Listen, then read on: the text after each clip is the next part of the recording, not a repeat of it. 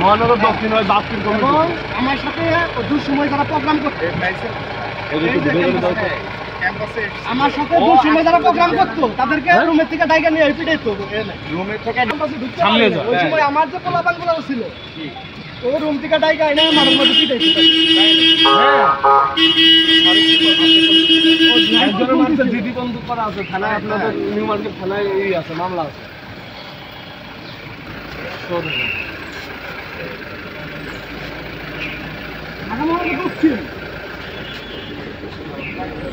হ্যাঁ ফোন পুলিশের কাছে যাবে। তুই সামনে যা। গ্রুপের সাথে ছাত্রলীগের গ্রুপের সাথে ছাত্রলীগের নেতাদের সাথে এখনো তার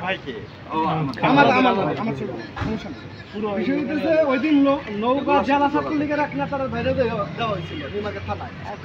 ওর সাথে এটাও